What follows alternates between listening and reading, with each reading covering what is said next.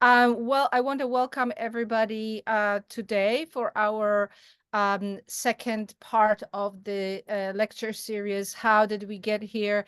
A deep dive into the history of Israel and Palestine with Hussein Ibish and David Myers. I'm Magda Tedder. I'm the Schwidler Chair in Judaic Studies and the co-director of the Fordham Center for Jewish Studies.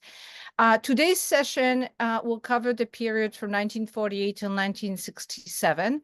And the series is co-presented jointly by Fordham Center for Jewish Studies, the Center for Religion and Culture, the Department of History, International Studies, and the Middle Eastern Studies Program. There's perhaps no more complex and fraught topic than the Israeli-Palestinian conflict. The conflict has shown a unique capacity to pull us in emotionally, to mobilize globally, to make so many individuals and communities, even those far away from the war itself, feel vulnerable and afraid. We organized this series in the aftermath of October 7th to provide our community with learning opportunities that can help us understand not only the long history of this conflict, but also how specific historical events are understood, often differently, by those involved in this conflict. Fordham University, as a Jesuit university, is ideally positioned to engage in thoughtful and considerate discussions on this most complex topic and other very complex topics. In fact, just a few days ago, Pope Francis has articulated the role Catholic universities should play in today's complex world. He said, at a time of great fragmentation, we must dare to counter the trend and to globalize hope, unity, and concord in place of indifference, polarization, and conflict.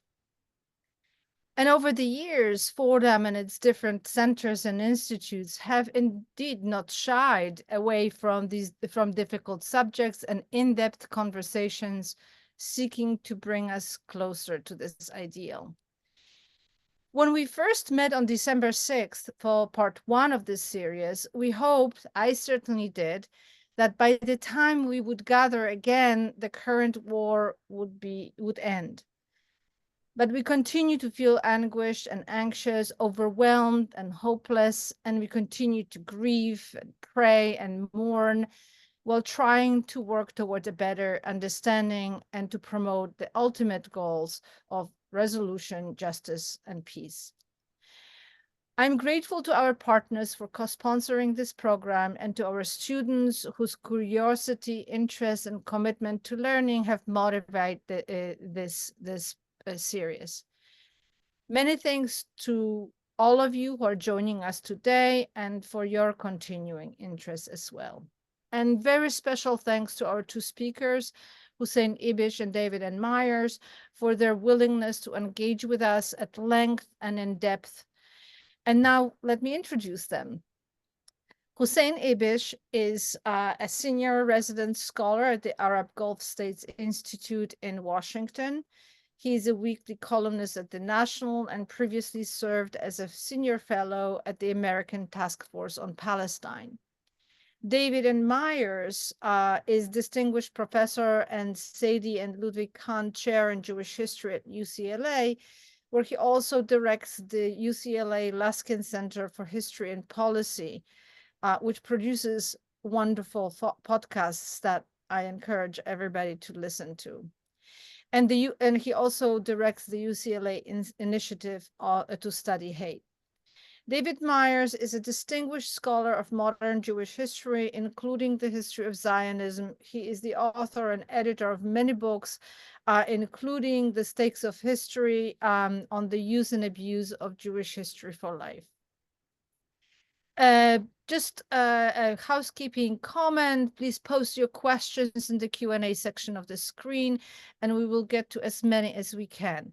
And please mark your calendars for the two upcoming parts on Tuesday, February 20th, also at 1 p.m. Eastern for another webinar in this series. And then we'll wrap up the series on Tuesday, March 19th at 6 p.m. for an in-person and live-streamed event. And I will send the link to the events and the resource pages on the chat.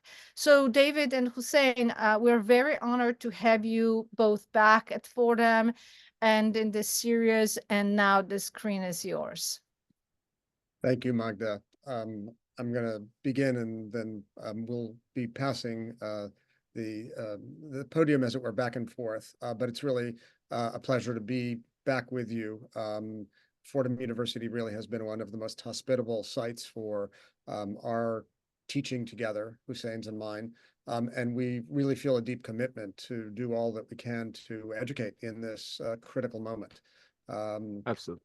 And just want to share my screen now and begin with the second chapter in our series, as we will see in just one moment. So we began in December. David, we are seeing the presenter's view, not the full screen view. I see. Okay. Let me.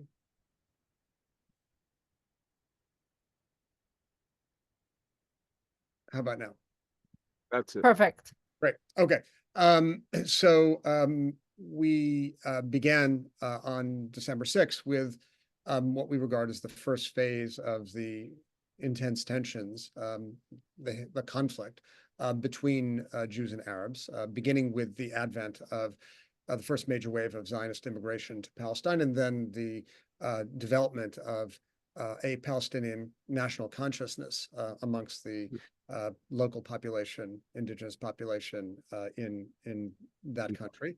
And we took that chapter up until 1948. We're going to spend a little bit of time of 1948 now, but we also want to advance to another critical year in the history of the relationship between Jews and Arabs in Palestine, later Israel, 1967.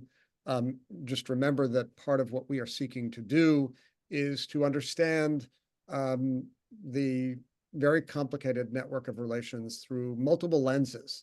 This is a multiple lens perspective, in part Jewish and Arab, Palestinian and Israeli, but within each of those groups, there are many different perspectives. So we're not going to be able to capture them all, but we do want to bring to this body of material this particular extended history of some 140 years.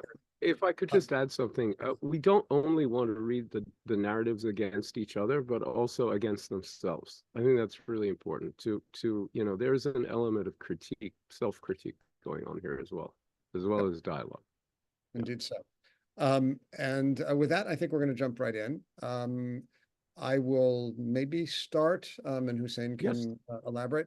So just to take us back to our last session, we spoke of the United Nations General Assembly resolution on November 29th, 1947, which called for the partition of Palestine into a Jewish and Arab state with Jerusalem as a separate entity.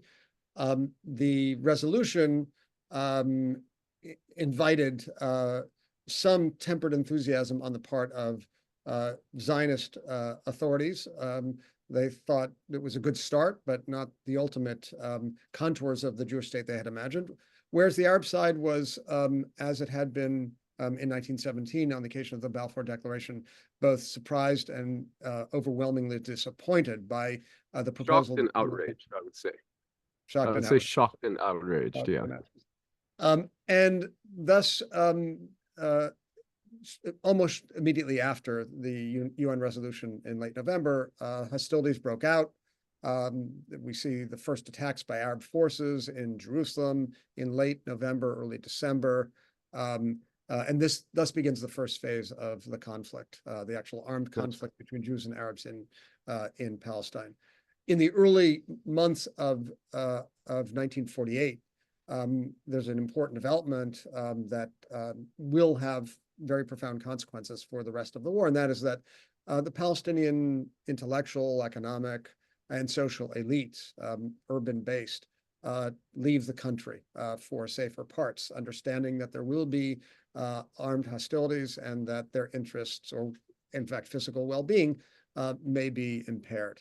And so that will turn out to be an important development insofar as a natural leadership cohort for the Palestinian population was located elsewhere.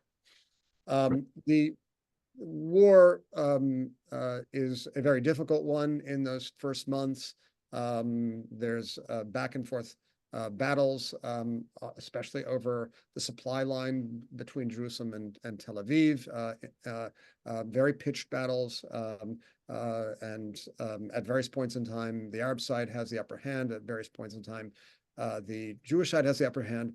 But a significant turning point, we might say, comes in early April of 1948, when Before you go there, David, can I just say one thing about the civil war that was ongoing in Palestine, British Mandatory Palestine, from the fall of 47 through to April, when you're going to come in with this very important turning point, this inflection point, extraordinarily important. But there are two things to note about it. Number one, the Arab elites' flight is important, but there were also expulsions already taking place from areas that became the state of Israel, some from areas that became part of Jordan, but of Jews, but mostly it was of Arabs, especially from Haifa and elsewhere in this time period before April of 48.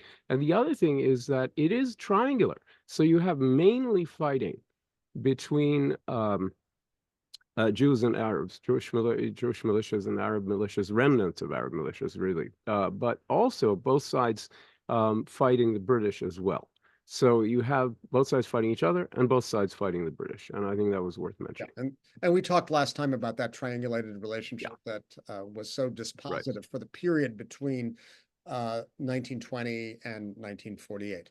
In any event, significant turning point occurs in early April, when one of the Jewish military units, the Irgun Tzva'i Leumi, the National Military Organization, undertakes a raid on the Jerusalem neighborhood of Deir Yassin, and in the course of that raid, calls for a curfew that is not broadly communicated to the residents of Deir Yassin or those returning from work.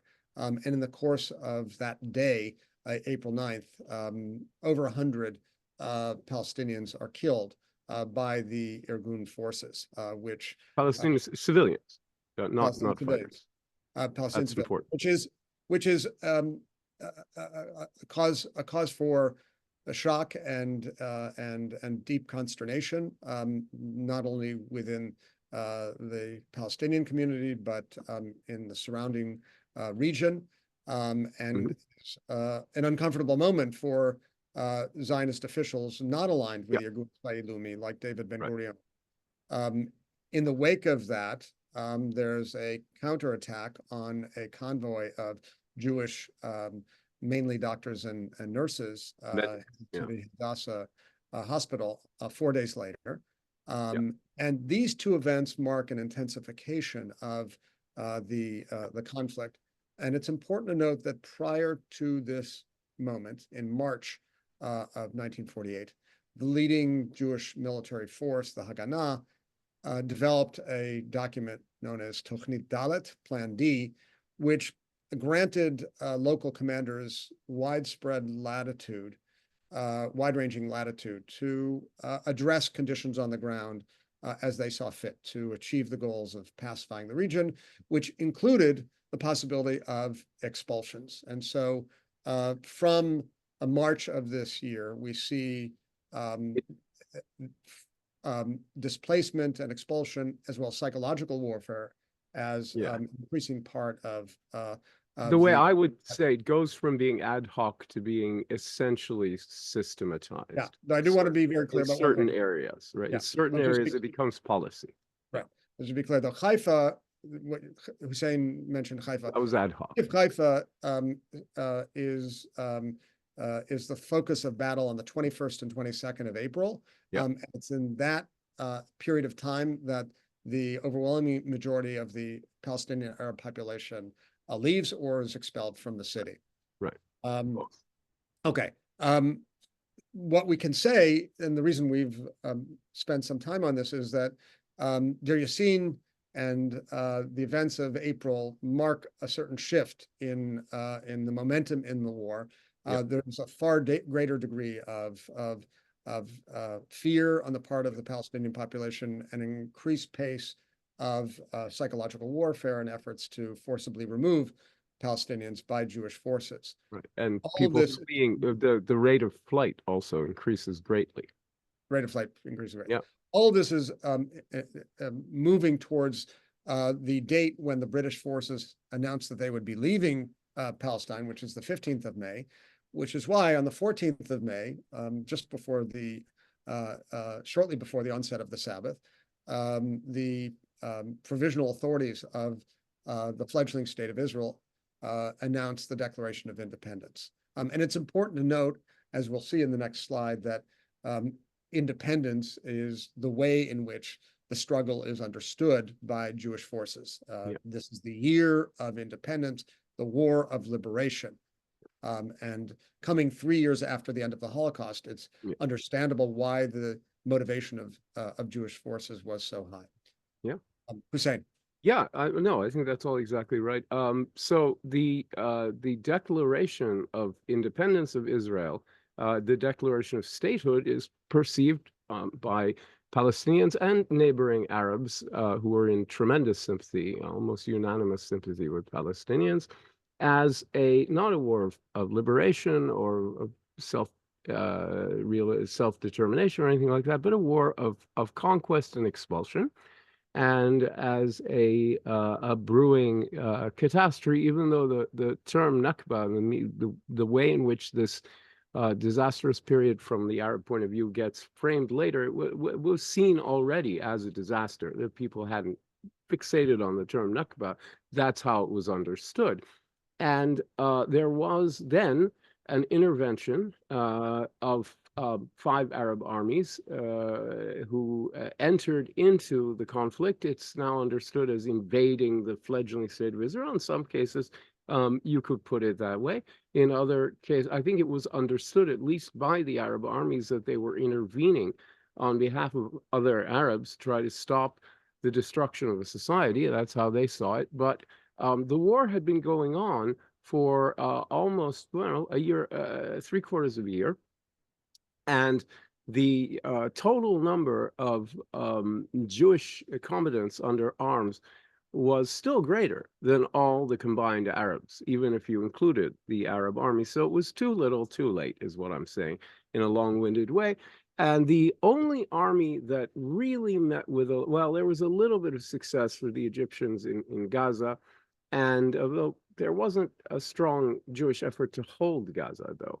And the real battle was between the Arab Legion of Jordan and Jewish forces, especially the Haganah, the precursor of the IDF, over Jerusalem and the West Bank. The Jordanians honored a secret agreement that many historians assert was there, and I'm fully persuaded that they had an understanding with the Jewish authorities that David was referring to, the founders of the state, that they would not intervene in what the UN had set aside for the Jewish state, but that they would fight over other areas, including Jerusalem. Jerusalem ended up getting split between East and West. I think the Jewish forces determined to hold on to West Jerusalem, where their main institutions were, and the Arab side fighting much more for the religious areas in East Jerusalem. And so there is, in other words, an intervention. It's not entirely unsuccessful, because you end up with East Jerusalem, the West Bank, and the Gaza Strip remaining in Jordanian and Egyptian hands, respectively. But the bulk of mandatory Palestine becomes the state of Israel. And in that area, over 80% of the Arabs who lived there before fall of 1948 found themselves outside and not allowed to return. So I'm sure we're going to get to that. Yeah. So just here is an iconic image of very important David Ben-Gurion making the case for really the historical connection of Jews to the land of Israel. And we see here in the bottom paragraph, which I believe is paragraph 13 of the Israeli Declaration of Independence, the call for full and equal citizenship for all who dwell in the state. This has been a clause that has been much debated in recent decades and years, particularly with respect to Palestinian citizens of Israel. And very much since the nation-state law was adopted recently. But we're going to move along a little bit quicker. And Hussein mentioned the actual surprising difference in the quantity of forces. It was often assumed that the smaller people had a smaller army, the smaller Jewish population, but in fact, due to its mandatory mobilization policies and the sense of just tremendous existential urgency, the Jewish forces grew to over 100,000, which considerably outnumbered the combined Arab forces. Same? Yeah, no, that's absolutely right. And so what you end up with then is the situation that I described, and I think we can move right on to the next slide, if you would, David. Yeah. So the main thing that happens, which sets up the conflict going forward after 47-48 in this war, is the division of the land, right, between what became the de facto and then de jure state of Israel, as which are the armistice lines that we'll sort of show you in a minute, and that became the Israeli state, because when Israel was entered into membership in the UN General Assembly and became a recognized state in the world by the international community, it was brought in with those borders tacitly in mind, and they became the internationally recognized borders of Israel, with East Jerusalem, the West Bank, and the Gaza Strip something else, still indeterminate. Gaza was not annexed by Egypt, but it was administered by Egypt. Jordan annexed the West Bank and East Jerusalem, but has subsequently renounced its claim on them. So there's this indeterminate. And very few states in the world recognized Jordan's annexation of the West Yeah, Bank. yeah, no, including Arab states. It wasn't really accepted. But what it did do was it did give the population their Jordanian citizenship while it was part of Jordan, which they then lost in 1967. So what you end up with then is the political geography changing, and most of mandatory Palestine becoming Israel, but also the demography changing, because the between 700,000 and 800,000 Palestinians, that was in excess, slightly in excess, about 80% of the Arabs in what became the state of Israel in 48 and 49 fled or were expelled, and none really were allowed to return. Israel maintained a shoot-to-kill policy on infiltrators who were presumed to be a threat, and there was really, this sense, as Ben Gurion said, that this was some kind of a miraculous thing. It didn't actually happen by accident, but it was maintained as a matter of policy. There was for decades, Israel insisted that the flight of Palestinians was prompted by Arab evacuation orders. That has been completely, I think, debunked as an important factor. I think we're going to make our way to that, if I may. Yeah. It wasn't just this cohort of historians I'm about to mention, but a very significant development in sort of our understanding of it was important for Israeli historians to do this. Other historians had this before, but Israelis had to come to it.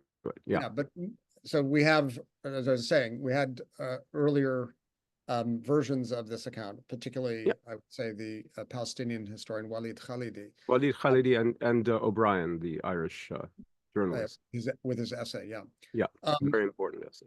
But what really solidified a new understanding of the fate of Palestinians in 1948 was a new body of scholarship that emerged in the late 1980s. The new historian. Israeli archives released or made available a whole host of materials from the wartime era.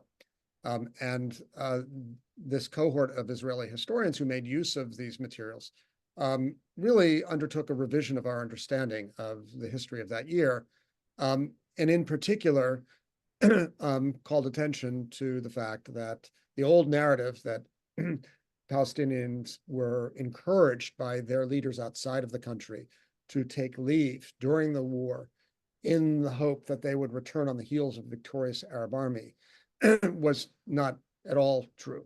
No evidence was found of such calls made by Arab leaders outside of the country. And what was revealed was the way in which Plan D, Tochnit Dalet, was implemented from March on. And there are a number of different variants of this claim from Israeli historians. There's sort of a more moderate and a more, I suppose we call, radical version of it. The more moderate version, which is associated with the scholar whose book you see on the right, Benny Morris, argues that there was no master plan to expel Palestinians, but rather discretion left to local commanders who used it as part of their regular operational practice. As distinct from that, there's a more dramatic claim associated with Noor Masalcha and Ilan Pape, which says there was, in fact, a master plan to expel all Palestinians. Indeed, the idea of transfer, as the idea is known, was not only in the drawer of Zionist policymakers, but a central goal. And so there's really a difference between the view that there's an ideological commitment to the view that there was an opportunity presented by the war. But as usual, David, this is a difference among serious historians over interpretation of facts and not the facts themselves. These historians, Masalha and Morris and Schleim and Pape, basically tell the same story factually. What they do is they have different interpretations of the facts, and I think that's really important for the audience to understand. And the other thing I want to say is this is also not an ideological view. Like Morris, for example, has chided Ben-Gurion and the other leaders for doing an incomplete job and leaving 20% of the Israeli citizenry as Arabs. He's criticized, said it should have been a total split, a total expulsion. And that there was, that was, it was incomplete. So he's not doing it because he thinks it was a bad thing. He's not excavating this history to critique the policy, the practice, what happened. He actually critiques it for not being a policy widespread enough. So it's not necessarily an ideological exercise. Right. So what I just would to build on what Hussein said. So Benny Morris writes this book in 1987, 1988, is vilified by many in Israel for adopting an historical view that's deemed disloyal or unpatriotic, not to mention incorrect, or at least at odds with the received view. Most historians subsequently would affirm the newer view and completely dispense with the older view. But what is interesting to note is that in the year 2004, Benny Morris gave an interview to the Israeli journalist Ari Shavit in Haaretz, which you can find, in which he gave voice to the kinds of sentiments that Hussein just mentioned, which is, say, in conditions of war, as he said, when you make an omelet, you have to break eggs. Bad things happen. People are expelled. People are murdered. There are massacres. These things happen. Expulsions. And that's the price you pay to achieve independence. And that's the price that Jews had to pay, he argued, in order to survive. So it was a kind of affirmation of his hard-nosed realpolitik position that wasn't given full voice in the historical book before you. Yeah. Okay. Do you want to say a word about the Well, yes. I mean, right. So you end up with the Palestinian diaspora. You have the Palestinians remaining in the Israeli state under martial law. We'll talk about that a little bit. Very suppressed and cut off from all means of contact with the Arab world. For family, there was no mail between Arab states and the state of Israel. There was no phone connection. There was no communication. And so, the ordinary Palestinians remaining mostly in the Galilee in the north, a lot of them Christians, really were cut off from the Arab world, and they could hear the radio, but that was about it. Maybe a little TV later on, but they really got cut off. The Palestinians ended up a lot of refugees ended up in the West Bank. Gaza is almost entirely a population of refugees. It is 95% of the population of Gaza as refugees. We'll come back to that in our final talk because it is significant for what happened on October 7th. But the second biggest group outside of the West Bank was into Jordan, and they become Jordanian citizens, but with certain political restrictions. Then two sizable groups in Lebanon and Syria. The Christian Palestinians have almost all become Lebanese citizens, but the Muslim Palestinians have not, and they live under very serious restrictions that, they can't do certain professions, and they're limited in other ways. It's very nasty. In Syria, they've had a really wretched existence as well. And you have other groups in Egypt, in Iraq, and even some in Saudi Arabia. But what this means is that what had been a cohesive society not only loses its home, but it gets split up. It's all over the place. And for the next generation, families had to focus on lacking a transnational network of support. They had to focus on education for their children and salvaging family fortunes and income. I don't mean fortunes as in wealth. I mean food on the table, family conditions to survive under very, very difficult circumstances. A lot of people begin in refugee camps, and a lot of still live there, even though the camps are now towns, but they're generally ghettos. And, you just have this dispersal, which sets up a condition where the Palestinians exit history for 20 years. They don't really become a factor again. They don't have a voice again for 20 years, for a generation. The Palestinian voice is silent as Palestinian society exploded like this. Yep. So, David, go ahead. Yeah. So it's important to situate what occurred in Palestine in a wider circle. This is not meant to justify or criticize what took place in 1948. But it is important to note that population transfer was ubiquitous in the midst of and after the Second World War, and was regarded as a kind of standard and even legitimate means of the resolution of conflict. Tens of millions of people were moved against their will in Europe during the war and after. And as we know, around the same time, as another vestige of the declining sun over the British Empire, there were very significant movements of population, 5 million in each direction, as India and Pakistan came into existence. Sort of the other, where you have partition, which the British the other famous example. Where you have partition, which the British Empire specialized in, there's that old mantra of Ireland, India, Palestine, and Cyprus. In each case, you have a degree of forced displacement going along with partition. It seems almost inevitable. And it happened again in the former Yugoslavia, particularly in the last gasp of the war between Serbia and Croatia. There was a massive ethnic cleansing of Serbs over a week by Croat forces, and then the war ended after that. And we're talking about hundreds of thousands of people moved in over a week by Croatian forces. And whereas the idea of population transfer was often seen as a necessary part of conflict resolution, by the end of the Second World War, by the time that tens of millions of people had been moved, by the time that partition created these enclaves of ethnic homogeneity, the idea now became subject to much greater scrutiny and was no longer regarded as such a benign instrument. It becomes unlawful because of the Fourth Geneva Convention. Yeah, in 1949. That's right. at the end of our time today. But it's important to note that if the experience of Palestinian Arabs in 1948 amounted to what they called a catastrophe, the Nakba, term given by the Lebanese Syrian scholar Constant Zureg. Right. There was also another very important development on the ground in terms of population movement, and that is the movement of Jews from Arab lands. Right. And this is a longer story in evolution, not simply confined to the outbreak of hostilities in 47 and 48.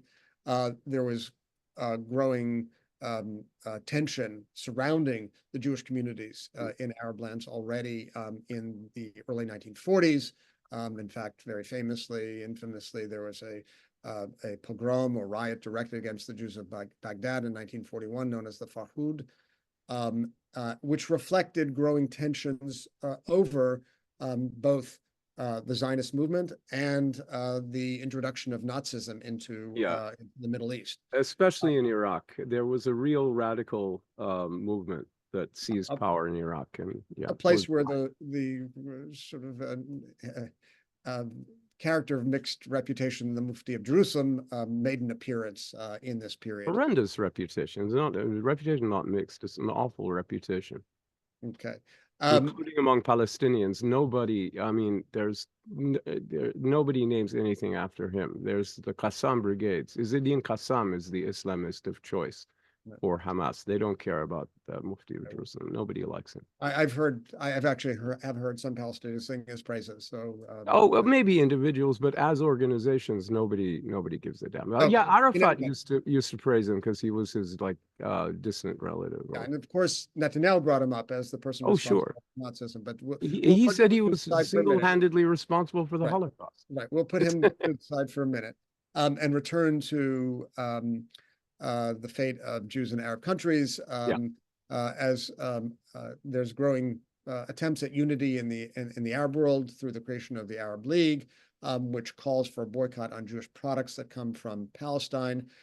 As tensions begin to rise between surrounding Arab countries and the Zionist project on the ground in Palestine, so too the fate of Jews in Arab countries becomes more threatened. And these intensify in 1947 and 48.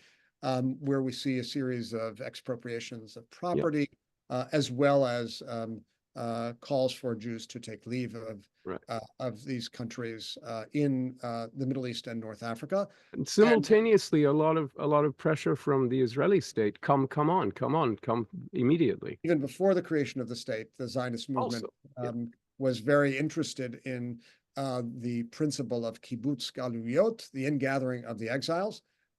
And particularly interested in having Jews from Arab countries make their way to Palestine. In any event, over the course of time from the late 1940s up through the early 1960s, early to mid 1960s, thinking of the case of Morocco, which where Jews left a bit later, but in the period between 47 and 52, upwards of 600,000 Jews left from Arab countries to Palestine. The Lebanese Jews did not leave until the Civil War in 1975. Say that again? It's a small community. The Jews of Lebanon did not leave en masse for Israel or the West until the Civil War in 75, 76. Right. So here you see a map which includes the populations of these countries on the eve of the war and then after. What we are left with as we sort of pull together the topics of the last few slides is really a tale of two dispossessions. Right. One is the dispossession of Palestinians who make their way largely to refugee camps scattered around the region. The second is the emptying of the Jewish populations from Arab countries. And those Jews make their way both to Israel and, in the case of some North African groups in particular, Algerians, Tunisians, to France. And this raised the question of, does this represent a population exchange? Hussein, I'll invite you to weigh in. I think you may be frozen.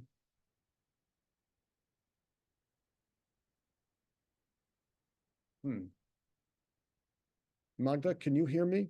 Yeah, I can hear Hussein is frozen. Okay, Yes. Hussein's president. So I'll just continue. So this question has arisen. It arose in this time, and in fact, various people, British officials, approached various Arab political leaders to see whether they might consider the displacement of Jews from Arab countries and Palestinians from Palestine as a population exchange. British officials approached Iraqis to see if they would take in large numbers of Palestinian refugees. So this was an idea that was around at the time and has returned to discussion in more recent years, principally promoted by advocates of recognition of the displacement of Jews from Arab countries. My own sense of things is that these two dispossessions represent two movements that stand in parallel but move in opposite directions. One is the movement of a group from homeland to exile, and the other from exile, as it were, to homeland. And the one that seems in most urgent need of redress, to me at least, is the Palestinian case. You can see before you the resolution passed by the United Nations towards the end of armed hostilities between Jews and Arabs, now Israelis, and a combination of Palestinian and Arab forces in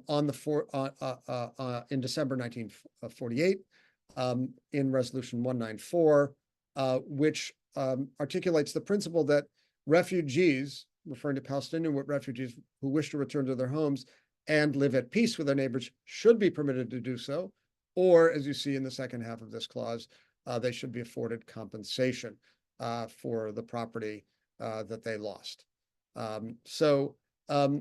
This question of how to understand the dispossession of Palestinians, and then, of course, the dispossession of Jews from Arab countries remains very much a live one, subject to very different positions depending where you are in the political spectrum. I'm delighted to see Hussein has returned. Yeah, I've lost my internet at home. I apologize. No problem. Let's go forward. Yeah, we were going to just briefly say a word about the armistice talks that the United Nations, led by Deputy Secretary Ralph Bunche, oversaw between Israel and Arab states to try to bring about an end of conflict.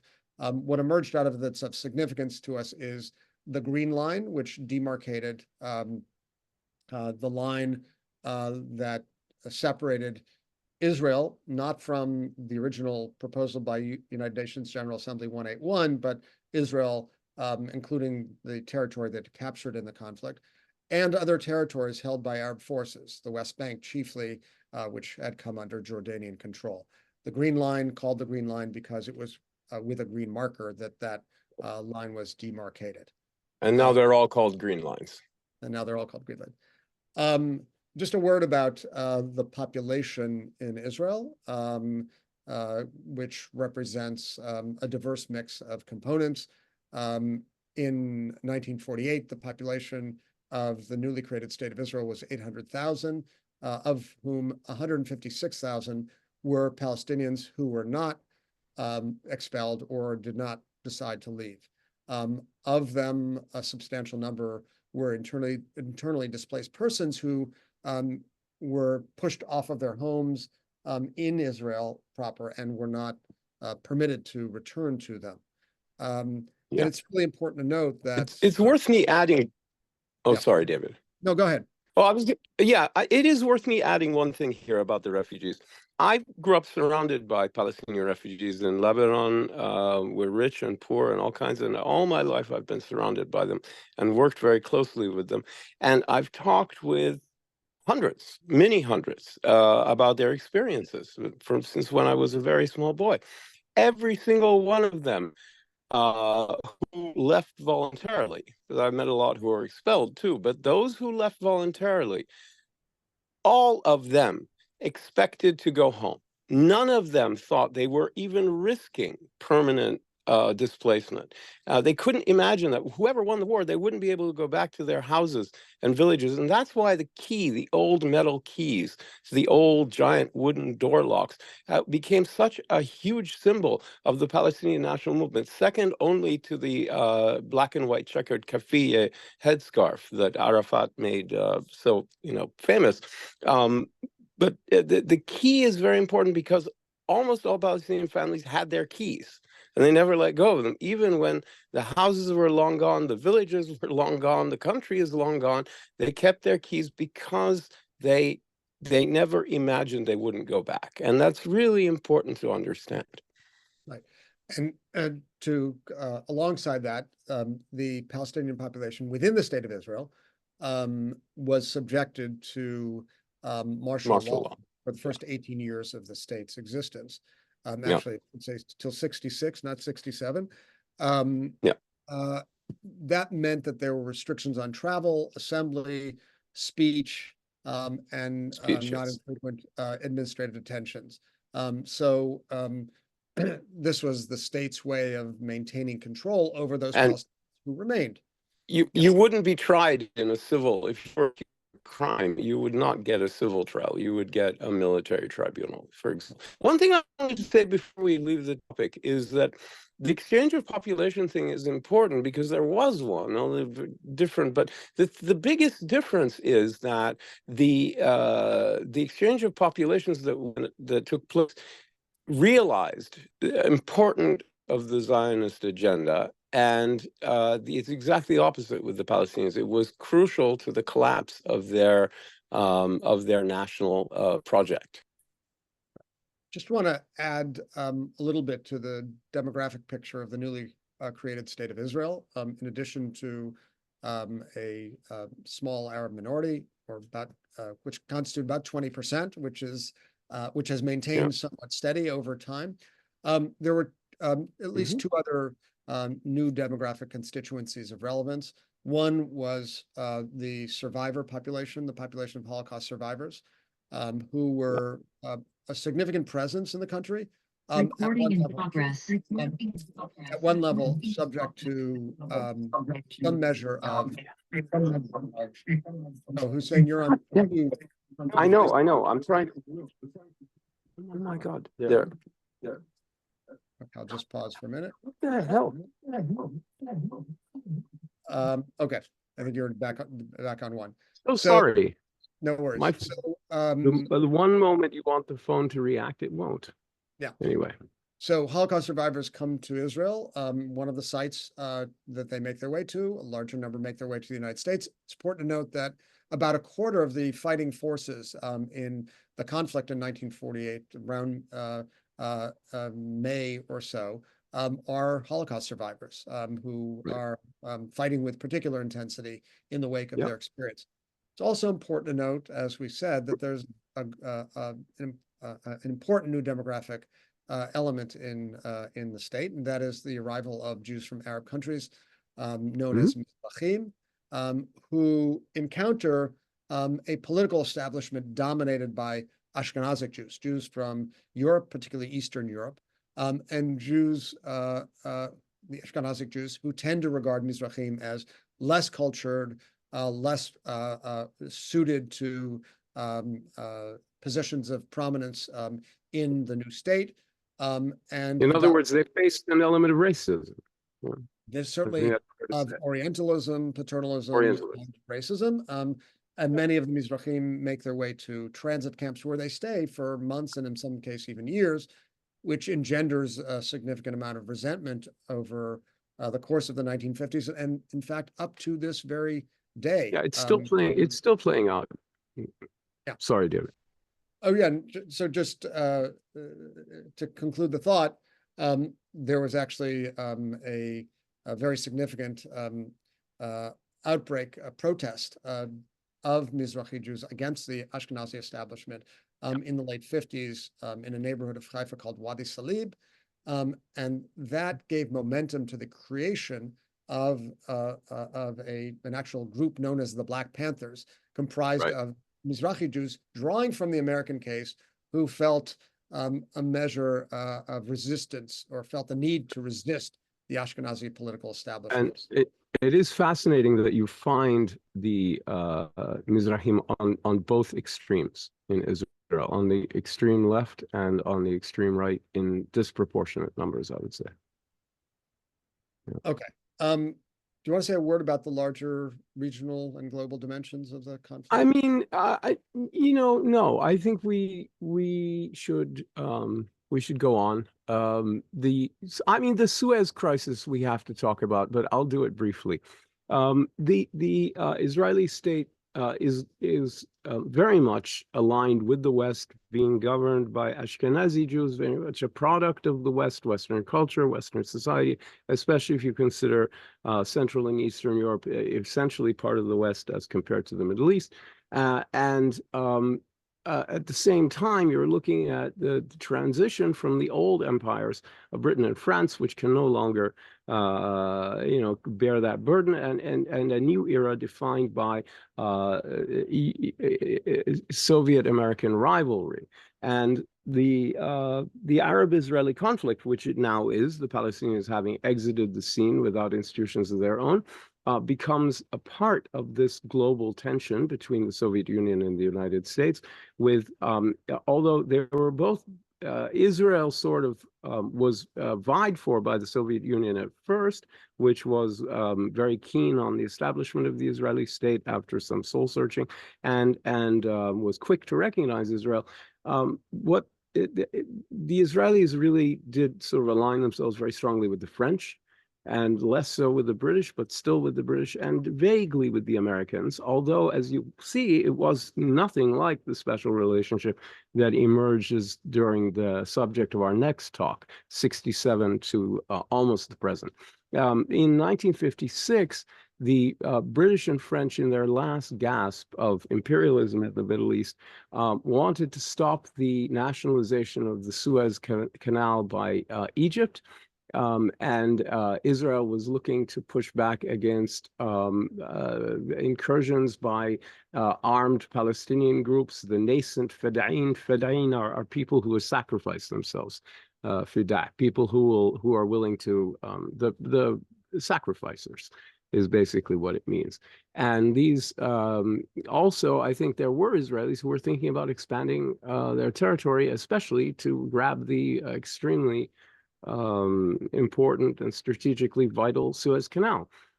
So the Israelis, they had a secret agreement with the British and the French that the Israelis would attack Egypt, seize whatever territory it can get, reverse the nationalization of the Suez Canal. The British and French would intervene in the guise of peacekeepers and permanently reverse the nationalization of the Suez Canal, leaving the French back in control of the canal zone, and the British essentially still in a hegemonic position in Egypt. The plan fell apart, even though it worked very well militarily. It fell apart because the United States was absolutely outraged by this. The Soviet Union was very unhappy about it as well. And Eisenhower forced the British and French to back down. The Israelis were sort of encouraged very strongly to get out of Egypt and go back to Israel, which they did. And peacekeepers were placed in Sinai. And the incident marked a transition away from Anglo-French hegemony in the Middle East, especially the British.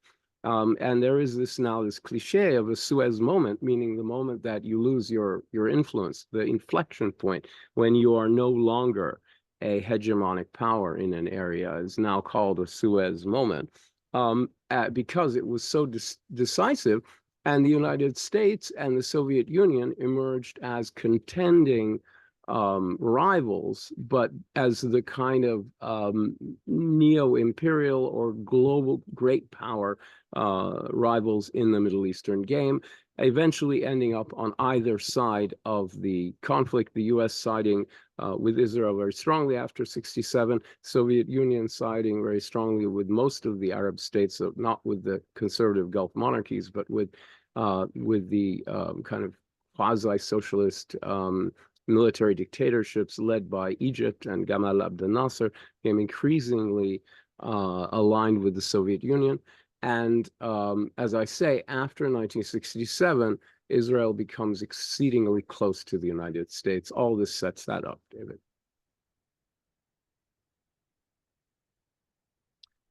And as a follow-on to that, you get the first stirrings of the Palestinian national movement reviving itself are the Feda'in attacks, the sort of little armed groups, some of them independent, some of them manipulated by Arab states, but Palestinians are obviously, groping towards a new voice, and they become more and more vocal, and the cause becomes much better understood as a kind of thwarted Arab nationalist movement that was denied its expression because of the war we've been talking about in the late 40s.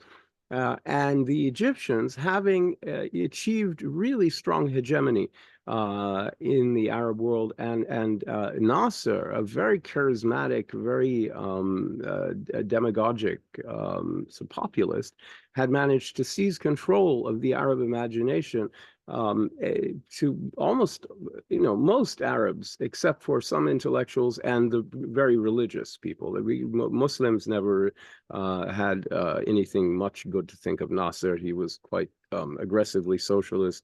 He used to mock the Muslim brothers and laugh at them in public and what have you. And so the very religious states like Saudi Arabia ended up on the other side, but the big majority of the Arab world was sort of aligned with Nasser. And as a consequence of that, he tried, and Egypt under Nasser tried to get control of the nascent Palestinian national movement, renaissance of the Palestinian nationalist movement. So there was an Arab League summit in Cairo, tellingly, right? Because the Arab League also was a creature of Egypt, and to some extent remains so, though Saudi Arabia hasn't, in early 1964, which set the stage for the first meeting of the PNC, the Palestinian National Council, which contains delegates from all over the Palestinian diaspora. It convened in Jerusalem in 1964 in May, adopted a very strident, not just anti-Israel, but even anti-Jewish Palestinian National Charter that only envisaged a role for Jews who predated colonization of Palestine, which could be interpreted as referring to anything earlier than the end of the 19th century. It depends how you look at it. Certainly anything before 1948. And Ahmad Shukairi, who was a demagogic Palestinian very close to the Egyptians, became the first chairman of the PLO and the PNC, which were, as I say, nominally Palestinian, but in fact creatures of Egypt. So, I think we're going to, do you want to say a word about this, or should we? Well, I think I did. I mean, it's a very, what's worth noting about the PNC, both the first one, which is much more strident, and the second, and as I say, not just anti-Zionist, but even in some ways anti-Jewish, at least in the sense of really denying the nationality of Jews, so thereby kind of ruling out Jewish self-determination as a people, and then also, the role of Jews in Palestine who were, not of Palestinian origin. Now, what that means. Again, the first thing we could say with clarity is that any Jew who arrived after May 1948 is not going to be included in that definition, or it's going to be hard to include them.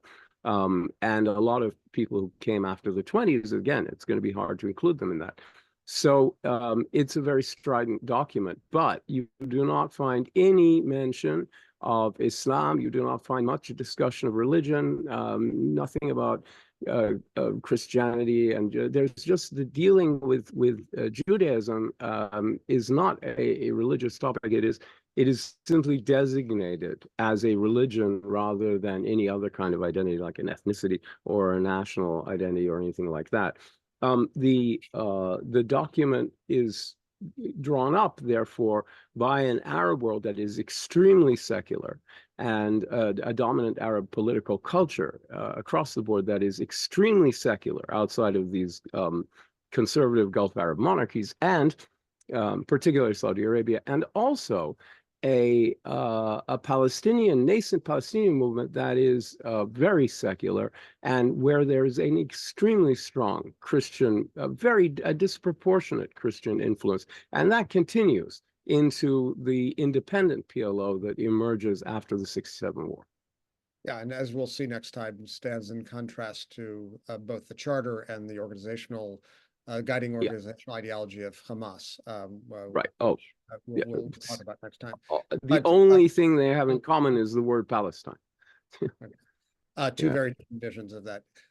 So as we see the first sparks of Palestinian national sentiment after the Nakba in the early '60s, so too in Israel, we see a sense of malaise in the mid-1960s as the country, particularly its Jewish majority, reflects on what it's accomplished. It's achieved a position of military solidity. It's consolidated politically in line with Ben-Gurion's ideal of mamlachtiyut, of statism. It's achieved a measure of economic success, overcoming the period of intense economic frugality of the 1950s. And yet in the mid-60s, there's a kind of sense of lost direction, a sense that original Zionist impulse that led to the creation of the state and lent such a sense of distinct historical mission had been lost. There's a little postpartum going on here, yeah. A little bit postpartum. This is a point made amply by the historian Tom Segev in his historical research. And that sense of malaise met up with a very formidable rhetorical foe in Egyptian President Nasser, whom Hussein mentioned just a minute ago, who, for his own purposes, often engaged in grand rhetorical and sometimes other kinds of performative gestures. Hyperbolic bluster, I would call it. Hyperbolic bluster directed against Israel in order to fortify his own position, not only as the leader of Egypt, but really as the leader of the Arab world. It's naked demagoguery, no doubt about it.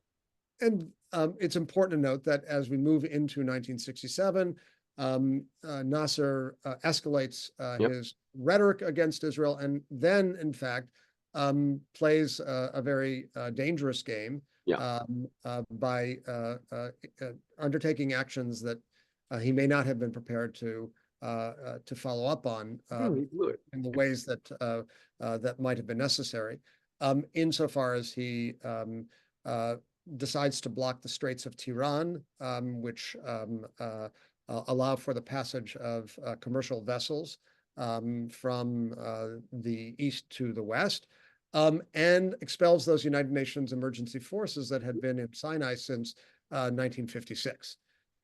Israel, both as a result of that sense of malaise and lost direction, and because it sees Nasser's gestures as a threat, decides in early June to undertake a preemptive strike against largely Egyptian and Syrian, though also Jordanian forces, and in a matter of 6 days, essentially destroys the neighboring Arab military forces.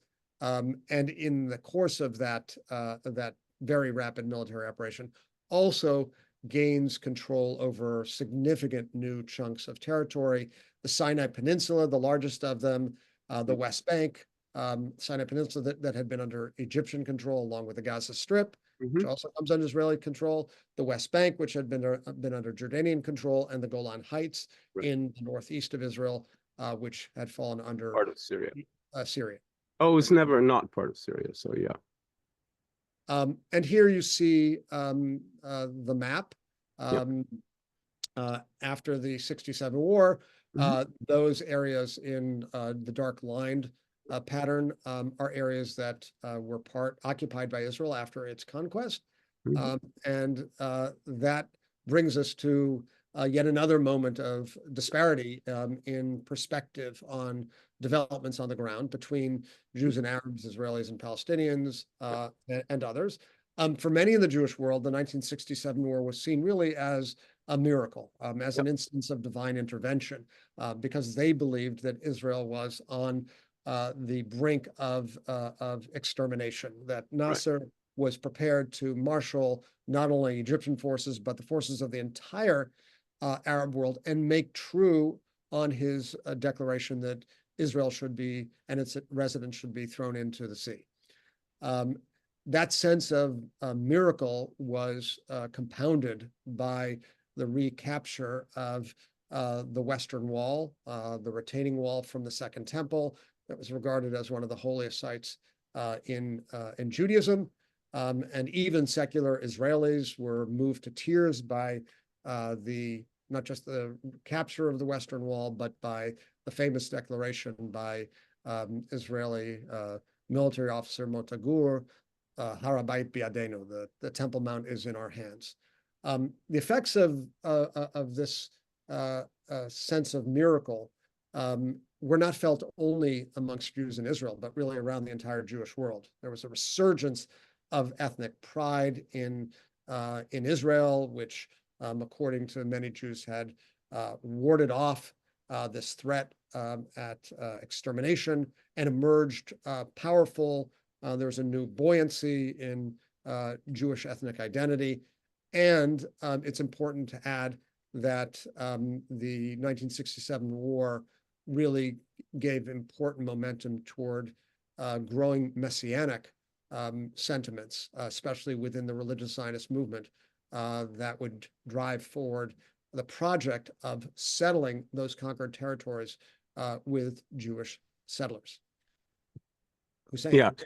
Yeah, I actually don't think Nasser did specifically threaten to throw Israel and its inhabitants into the sea. That, I believe, was Shukairi again, although he was he was full of threats, no doubt about it, and blood-curdling threats. I just think that was not one that I've ever seen substantiated, just FYI. Yeah, he certainly gave the Israeli military, which was, unlike the civilian politicians in charge of Israel at the time, the cabinet, the Israeli military was confident of victory and of a rapid victory. I think that on the Egyptian side, in the government, there was a sense that if there was a war, that defeat was very unlikely, and that the worst case scenario was an extremely prolonged stalemate. They did not really think that a defeat was likely in the case of war, but the general public had been led to assume that the Arab forces were much stronger. The whole world thought so. A lot of Israeli Jews thought so. So you get the sense of deliverance on the Israeli side, but in Arab public opinion, sentiment, you have an earthquake from which most Arab societies have not recovered to this day. The world seemed upside down. People were absolutely certain that the worst case scenario would be some kind of a bloody, prolonged stalemate. That the notion that Israel would be the one to start the war and would simply bulldoze the Arab armies and grab hold of giant chunks of territory in a mere 6 days, crushing the united forces of the Arab world, was not thinkable. It wasn't just a shock. It was the world turned upside down because of the degree to which the Arab public opinion, including elite opinion, including some of the most sophisticated opinion, most of the most sophisticated opinion, had been hypnotized by Gamal Abdel Nasser, hypnotized by his skilled propaganda and demagoguery. And so this was just a defining moment that was not just a devastating blow to the pan-Arab nationalism, quasi-socialist Arab nationalism of Nasser. It was the beginning of the end of the Arab nationalist movement as such, and the rise of Islamism, which had failed during the Arab Spring, but now you have two failing forces contending against each other. The only thing in the Arab world, the only political project that has worked is, of all things, the Gulf Arab monarchies. They've done pretty well, including ones that are not rich like Oman. But maybe money is at the heart of that. But anyway, the point is that the disaster was total. Nasser was such a good demagogue that he resigned. He went on the radio on Sawt al-Arab, the voice of the Arabs radio station that he had made so popular, and Kulthum, this great singer also. And he resigned, and the streets were flooded with people genuinely, with profound sentiment, begging him to remain the dictator of Egypt. And it was sincere. I mean, this is not, I know the difference between a setup and not. This was a real thing. But the Naksa, as people call it, the setback, is a collective trauma. I would say that for most of the Arab world, the Nakba was really in 67. For the Palestinians, it was in 48. But the Arab world was just fine in the whole after 48. It was after 67 that it became sort of self-deprecating to a neurotic degree.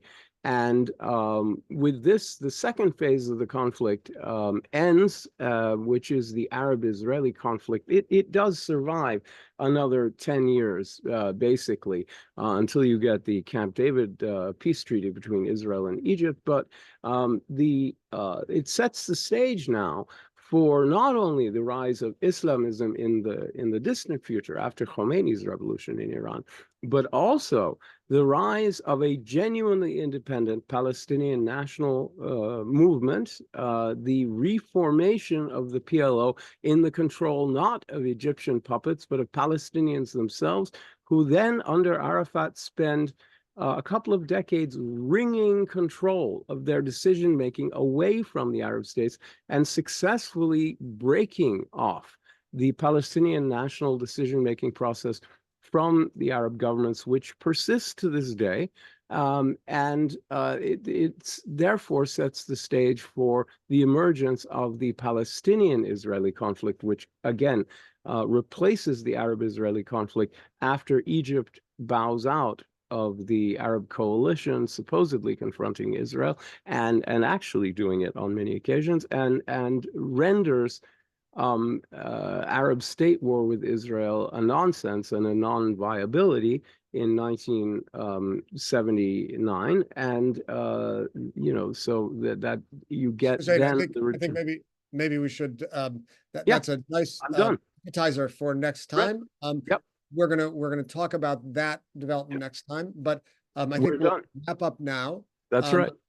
Just I'll say 1967 emerges like 1948 and 1917 before it as one of those moments in which we see really a tale of two peoples. That's right. Divergent historical experiences that help us understand how we've gotten to where we are today. You also have 300,000 more Palestinian refugees added. We talk a lot about the refugees from 48, the 700,000 to 800,000 refugees, but you get 300,000 more in 67, and people tend to forget that, except the Palestinians, but it is important. Okay, Magda, there's much more to be said, but I think it's time to move to the question. That's great. So you can stop this screen share, or I can see if I can stop that. I will do that. So we have a very active Q&A board there, and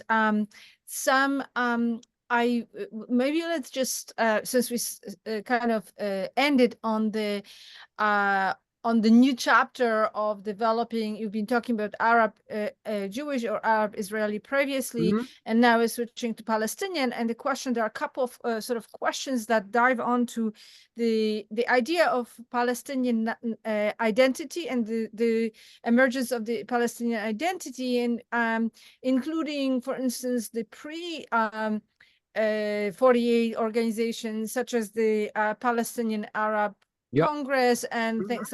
So how are these identities developing? How they're changing over time? Yeah. From the early days to what we're ending today. I'll try to give you the quickest answer I can on that. The Palestinians, I think, like most of the Arabs, wanted to be part. Initially, Arab nationalism was sort of pan-Arab nationalism, especially in the Southwest Asia. I think there was this sense, at least the Levantine countries, the countries that are now Syria, Lebanon, the Palestinian territories, Iraq, and Jordan, most of Jordan, ought to be a single country. And even if you take Iraq out, the rest of them, it's a very logical country in terms of sort of Westphalian ideas of culture and language and all that.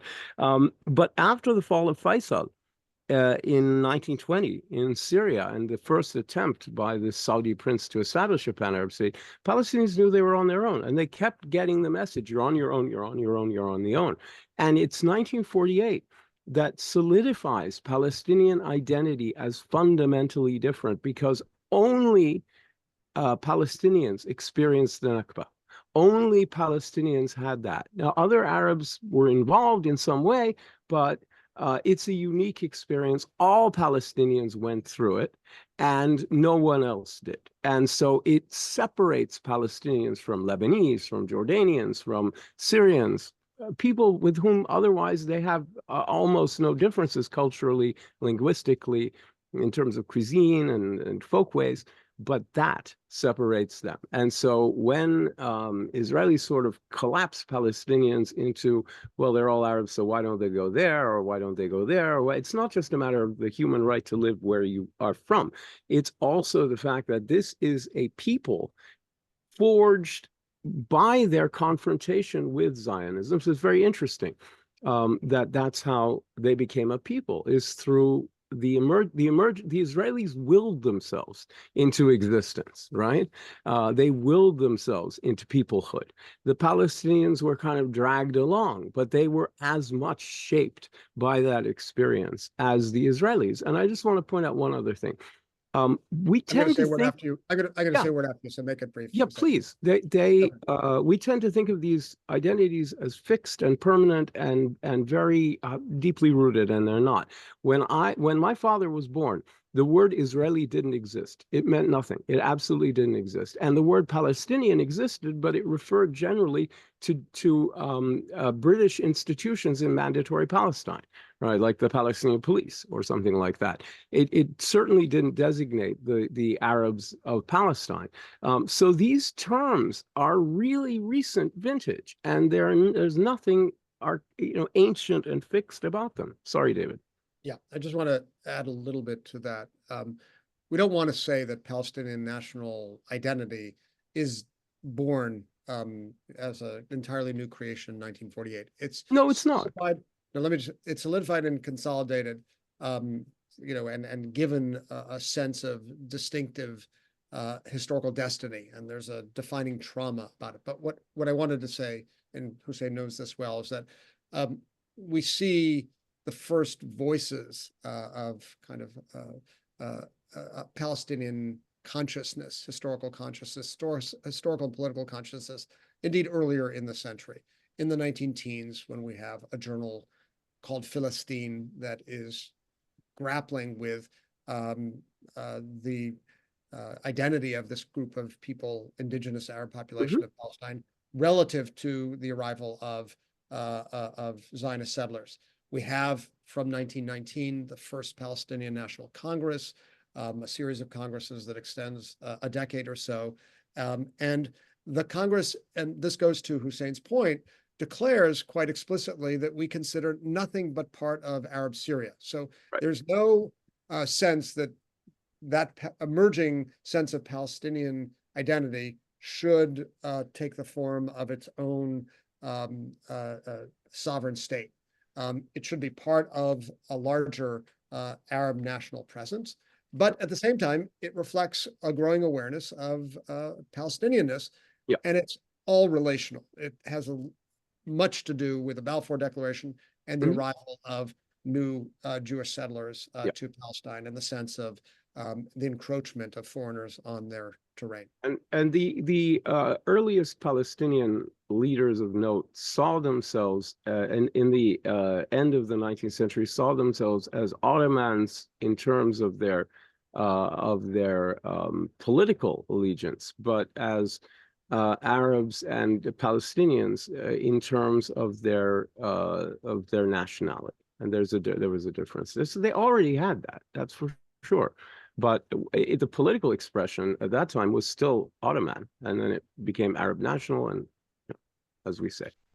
There are a couple of questions related to the differences between Christian and Muslim Palestinians, also in their treatment and the different geographies where they ended up. And I would also add, since that connects, the different legal status of the Palestinians who were expelled or who left in 1948 in the various surrounding countries. So, yes. Hussein, if you could. Oh, it's super complicated. I'll try to be as quick as I can. All right. So the Palestinian Christians spread all over Palestine, really, a lot in the Galilee, so that you still have considerable number of Palestinian Christians who fled or were expelled from areas, and some who remained. Until the rise of Islamism, there is not much tension between Palestinian Muslims and Christians, but you do have the effect that there is a sort of Islamic tinge to Arafat's leadership of the PLO, of Fatah within the PLO, the biggest party. But you have his big rivals, George Habash of the PFLP and Naif Hawatmi of the DFLP, both Christians, more stridently nationalistic than Arafat. There's no undercurrent of Christianity to their politics, but you certainly have this sense of maybe a minority overcompensating, if I can put it that way. And I think that's a pretty familiar thing that you find. Now, as for, and since the rise of Hamas and Islamism and all that, it's become very difficult for Palestinian Christians, not in the West Bank, but in Gaza, certainly. And there is that tension, because when you have an Islamist project, it's at odds with a secular national project. And that's the big battle between Fatah and Hamas for the kind of soul of the Palestinian movement. Palestinians who ended up in different places ended up in very different situations. The biggest group are in the occupied territories under Israeli control. And the second biggest group are in Jordan. It's a long history. We talk about it next week, a little bit about Black September, but suffice it to say, Palestinians in Jordan are citizens, almost all of them, not all, but almost all, and they are free to do what they like, except the highest jobs in the country, the monarchy, the kingdom. You can have a queen. The present queen is a Palestinian, but not the king. And they're not going to have a Palestinian king. And though the next generation may be half Palestinian because of the queen. But the other thing is that the head of the army, and now the prime ministership is no longer open to Palestinians. They can go all the way up to foreign minister, but not, and Christians too. I think that's the prime ministership is one that hasn't been breached by either Palestinian Jordanians since 1970. Before that, yes, but after, no, or by the very small number of Jordanian Christians who have been foreign ministers. So. In Lebanon, you have these restrictions that border on a kind of very light apartheid. There's no restrictions on movement and things like that, but there are professions that Palestinians are excluded from because of the Lebanese demographic structures. Palestinian Christians all got slowly nationalized by the Christian-dominated Lebanese government in the first few decades, in the decades before the Lebanese Civil War. So that happened. So there's a very big distinction there between the Palestinian Christians and the Palestinian Muslims in Lebanon in terms of their rights. In Syria, they had restrictions, but not nearly as bad. And in other countries, essentially, it's a very similar story of refugees everywhere. The main body of Palestinians are in the occupied territories and in Jordan. And that takes care of, I know, over 85% of the refugees. And then there's a diaspora around the world, including in the United States. There you go. The last question, because we're running out of time, I want to ask you, we started about narratives, and you've alluded to some of the even self-imagery, especially when it came to the 67 war, and on both sides, sort of thinking vulnerability or mighty. I wonder whether both of you could think about the decades we've discussed today and think about the myths that still persist or exist in narratives on both sides about the events that we were discussing in today. I'll let David start.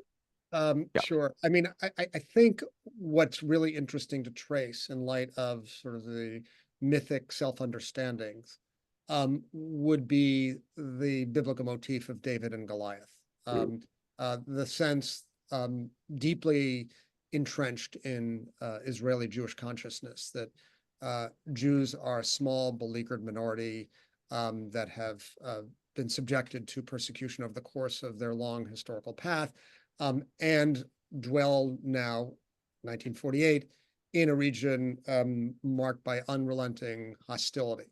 And that sensibility certainly animated fears of a second round of wars, as there was a resonant phrase in Israeli political discourse in the 1950s. There's going to be a second round. The opposing side is going to attempt once again to overpower us, and we are, a small boat in a very turbulent sea. And I think what's interesting to trace is the gradual shift of the personalities, the biblical personalities in Israeli consciousness. As we move to 1967, there's no longer a sense that Israel is beleaguered David, but something much more powerful than that. Something more than the sort of a plucky young person with outmatched by the scale and power of his enemy. It's not to say that Israelis begin to think of themselves as Goliath in 1967, but they certainly begin to think of themselves as powerful in ways that perhaps they hadn't before. And much of the rest of the region comes to understand that Israel is indeed a Goliath-like figure. What I think is relevant about this metaphor is that October 7th re-triggers a sense of amongst Israeli Jews being that beleaguered David facing a powerful and overwhelming enemy. And we'll talk about the ways in which that emerges and what seems understandable about it and what seems perhaps disproportionate about it. But I'll let Hussein have the last word. Well, I mean, right. So that what I think what's most interesting is the extent to which almost all Palestinians just cannot reconcile that Israeli narrative, which was beautifully drawn by David just now, in all its complexity in a very short time, with their own experience of Jews and Israel. They really don't know about the Holocaust. I mean, only scholars know much about the Holocaust. They have this sense that Jews were persecuted and murdered en masse in Germany, but it's not a big part of their consciousness. The details are certainly not known to most people, and it just seems like something that happened long ago and far away. And their experience of Jews from outside of Palestine. There's a difference between the kind of deep history of Jews in Palestine, but the Zionist movement and the Jews who volunteered for that and came is one of overwhelming power. and this, from the Palestinian point of view, the almost unbroken support of the great powers of the day, whether it is Britain and then France and then the United States, and with a kind of as really an unmistakable Goliath, and of themselves as a David. They would say, for example, there has never been really a Palestinian tank. There really hasn't, in any meaningful sense. I mean, they've been a people, from their point of view, to whom things have happened. They have often got a hard time accessing their own agency because they've had so little power. On the other hand, they insist on their own decision-making and their collective and individual rights. They have a very strong sense of that. And in a way, their nationalism is stronger than many other people's because they have never expressed it. So one of the reasons that it's been so hard for the kind of pan-Islamic extreme Islamists like Al-Qaeda to get a foothold in Palestine. I mean, you would think at this point that ISIS would have its hotbed in Gaza after everything they've been through, but no.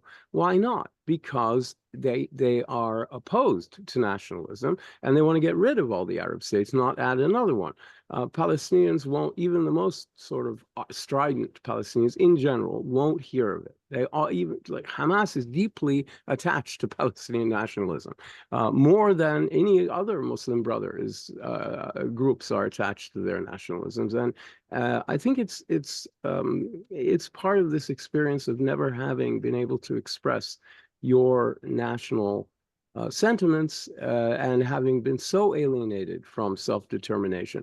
So there is a very strong sense on the Palestinian side of being victims, or, as the most sophisticated of Palestinian thinkers, I think Edward Said has been one of them, said, the victims of the victims. Right? That was a very pithy way of summarizing how an extremely sophisticated Palestinian, yet sophisticated yet primitive Palestinian sense of tribal identity plays out in the conflict with Israel. We are the victims of the victims. And how do we even express that to a Western audience? How do we get them to see us as victims? And then once you did that, was that really helpful to the Palestinian national movement? I think the answer is no.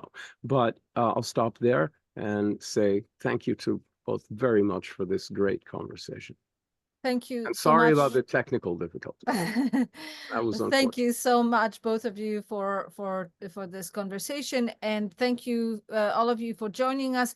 We have a lot of comments and questions. I will convey them to both David and Hussein so that they know. So thank you again, and we look forward to seeing you in a month. I'm easy to find online, so if anybody wants to send me an email, they can do it. It's not hard to get it. Thank you. Bye-bye. Bye-bye. Thank you. Thanks, David.